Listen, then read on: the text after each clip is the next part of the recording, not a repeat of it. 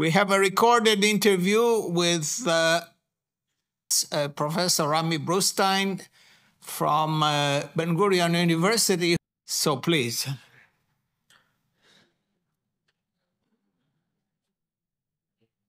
Hello, everybody. It's really an honor and a pleasure to speak about Yuval. I owe many qualities and insights to my interaction with him, and I would like to share with you a few of my interactions with Yuval, from which you could see how good a person and how interesting a person he was. So I first met Yuval when I was a student at Tel Aviv University, a PhD student, and I was doing work on conformal field theories. And he and his longtime collaborator, Professor Shlomo Sternberg from Harvard, started a seminar, what they called it's a mathematician way of calling discussions. And I joined these discussions, and from these discussions came out a paper. And during this interaction, I learned quite a few things because when we wrote the paper, it came up with a referee report accusing us of plagiarism, which came as a shock to me, and obviously to Yuval and Shlomo Sternberg, who were extremely respectable scientists. And because of this shock and the way that we needed to handle that, I got to know Yuval in a much more intimate way than a typical student would know. And what I learned is during this seminar, so let me share with you one of the lessons, is that, and Yuval told me that in person several times, is that the busier you are, the more you can get accomplished, which was something that I sort of knew because I was doing a full military service in addition to full university studies in mathematics and in physics.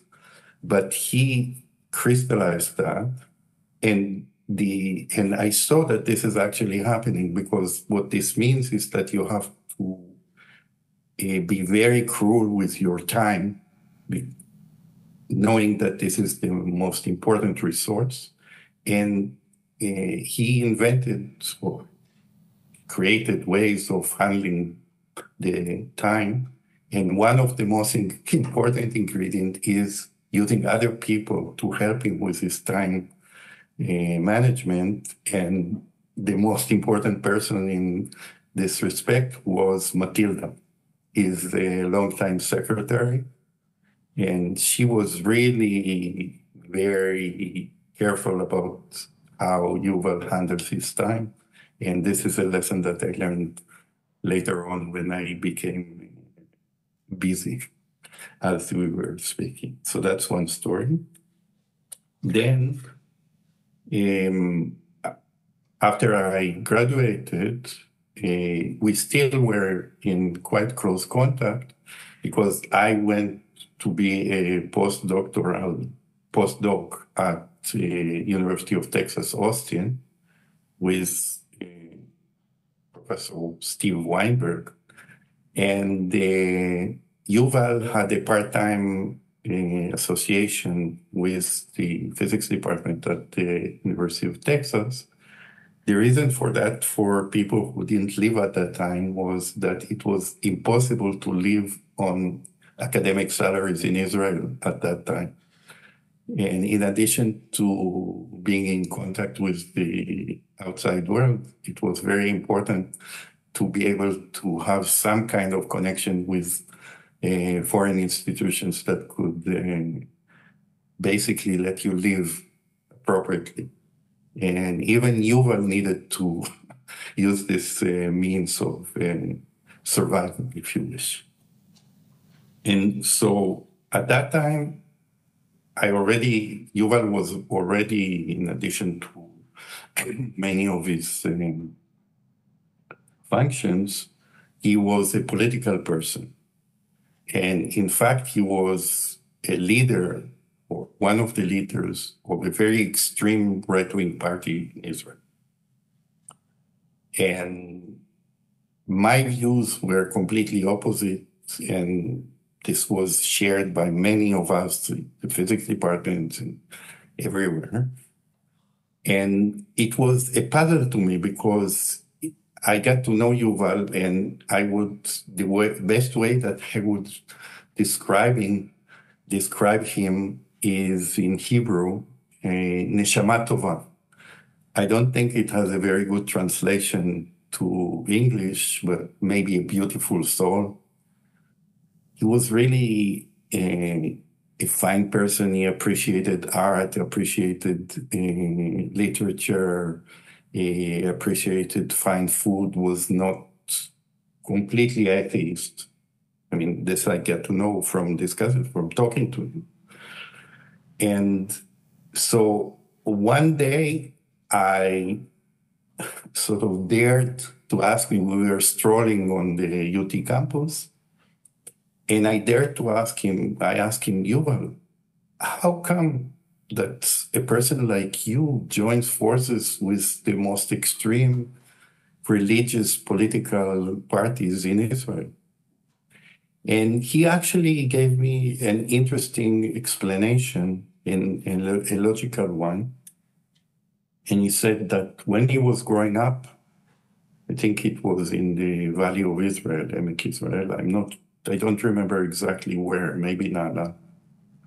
And he said that he and his family were always attacked by Arabs, their Arab neighbors, and they had to defend their lives, essentially.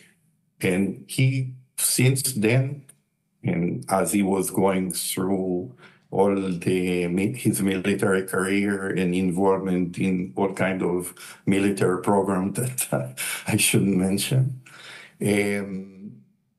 he was always convinced that our Arab neighbors, the Arab neighbors of Israel, their final goal is to destroy Israel completely. So, and nothing that we will do will change that. And so he says that if this is the premise, then what we need to do is be prepared every moment for this event, and counterpart their intentions with every means that we can. And then and then he says that I will join forces with anybody who can advance this type of understanding. And the only political party that I could actually convince that this is true is this right-wing extreme party. And so, and then this is something that I couldn't argue with, because if the premise is that our neighbors want to destroy us, then what he said is correct. It's a logical result of this assumption. And the other points of view are coming from assuming that our neighbors do not want to destroy us. So since then, I understood why I had this contradiction between his personal property, personal values, and his political reasoning were clear to me, and I didn't ask him about that anymore. The last interaction that I want to share with you taught me that quantitative analysis that we learn to do in physics can be applied to any part of life. And this was actually during a lunch at the CERN cafeteria. So I was a postdoc fellow at CERN, probably the first Israeli fellow before Israel joined CERN due to the valiant effort of our chair, Eliezer Rabinovich. And Yuval was visiting CERN, and this reminds me of a story about CERN. So when he came to CERN, he told me a story about how Israel missed the opportunity to become a full member at CERN. So he said that just before the Six-Day War, so in 1966, in the beginning of 1967, he realized that CERN will be a major scientific hub. And he went to Levi Eshkol, who was then the prime minister. He could talk to him because of Eshkol owed him a lot of gratitude for all kinds of services that he did for the military in Israel. And so I came to him and told him, look, we have a wonderful opportunity. Israel can join CERN as a full member for a fee of $10,000 a year. Okay? $10,000 US. And then he said that Eshkol said, okay, let me think about it. And the day after he said, no, it's too much money to throw on stupid things, on nonsense. I wouldn't give it to you. And then came the Six-Day War, and it took maybe 20 more years or 20, even or close to 30 years before Israel could again join CERN as a full member for a much, much bigger price. Anyhow, that's not the story. The story is about the lunch at the CERN cafeteria, which at the time and now was really a main point of discussions. And we were having lunch with Jack Steinberger, a Nobel laureate, who was the head of the first Aleph experiments and was very much involved in the creation of CERN. And because he was Jewish, he was asking Yuval about the security situation in Israel. He was asking about why does Israel needs to have this type of large military establishment, army, and why is Israel so worried about the military situation? And then Yuval explained to him something related to what I was telling you before, how our neighbors want to destroy and so on. And then he explained in essentially 2 minutes.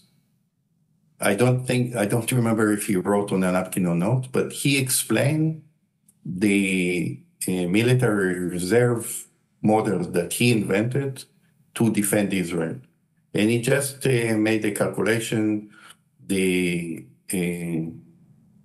amount of the population of Israel was at the time 4 million. Then he said the life expectancy was 70. He divides 4 million by 70. Each year there are such and such people that can be in the army. And then he said that military theory says that if we are attacked, the ratio of defending forces to attacking forces has to be 1/3. And so he made a calculation and he explained how the military theory, military model of defending Israel works to Jack Steinberger, who understood it, and I also understood it. And to me, this was a great insight because it meant that I could apply the tools that I acquired as a physicist to essentially any problem in life. And I used this insight later on on several occasions, as well as the other insights about time management, getting help from good people, thinking about the fundamental beliefs, thinking about how Israel should be and what it should be. And so I remember that with great joy. Thank you.